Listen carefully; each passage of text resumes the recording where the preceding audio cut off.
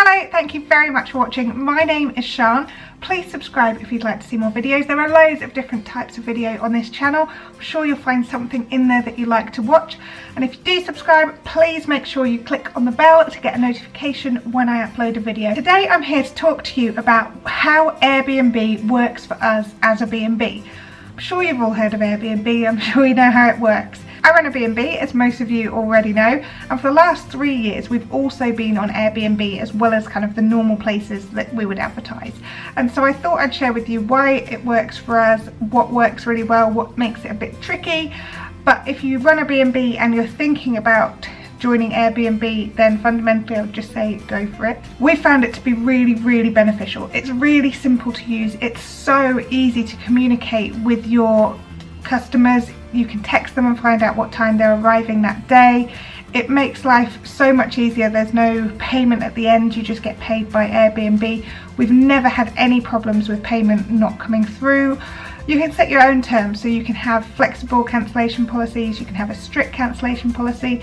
The thing with Airbnb, which is brilliant, is that they really stick to that. So we've only ever had one person cancel and they lost their first night of the stay and half of their second night of the stay, and they knew that when they booked that that's what would happen, and we obviously knew that too.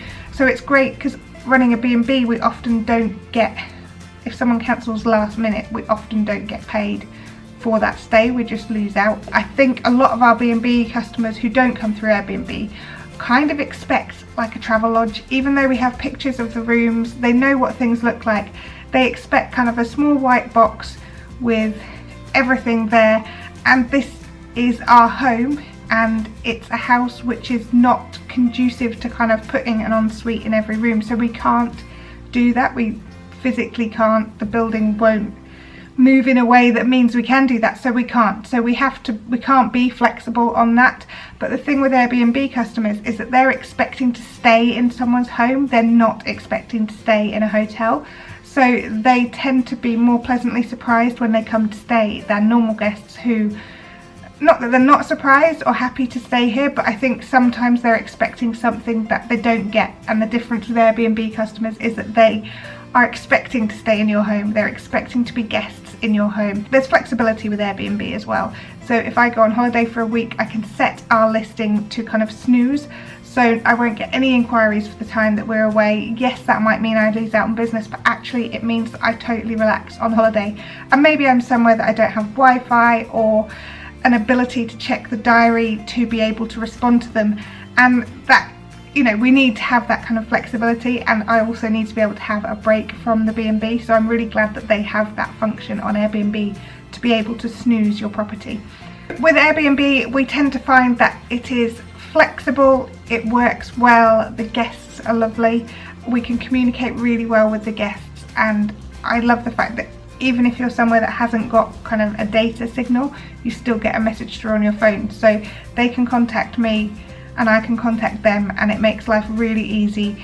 Especially, you know, I'm a mum, I've got kids, we need to be able to be not in this house all the time, so we need to be able to go out and do karate classes and all that kind of stuff, and I need to not be tied to the house, so I need to know roughly what time people arrive just so that I can have a life as well, and that's really important to me for obvious reasons. If you are a B&B owner and you're even thinking about going on Airbnb, then go for it.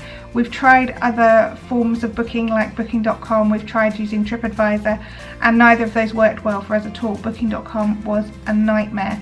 Airbnb take a really small percentage of your booking, nothing like booking.com. It's roughly 3%, and they charge their own fees on top of that to your guests, so they charge a fee and that's where they get their money from, so they're not really taking much money away from you at all. You can include a cleaning fee, so that kind of subsidises what they take away from you in fee for them, but you really don't pay much to them, and I have found it works really well. You can always try it and not do it if you don't like it, but it's definitely worth trying, and for our business it's been absolutely fantastic. The takings are up, our Airbnb bookings are up, we're taking more Airbnb bookings than we are normal bookings now, which is kind of amazing. You can also set the dates that you want people to be able to book, so if you don't want people in the week, or if there's a specific week you're away on holiday, you're not going to be getting inquiries for those dates because those dates are going to be blocked out in your calendar. It's so simple to use and so easy. One of the things I love about Airbnb is that you review your guests as well as them reviewing you. So you do tend to have, you know, if someone's not been a good guest, you can give proper feedback and that goes on their profile. You can also give private feedback, which is brilliant as a B&B manager, because the first person we ever had stay through Airbnb gave us a lovely review, and then in a private feedback they said, look, the bed was a bit uncomfy.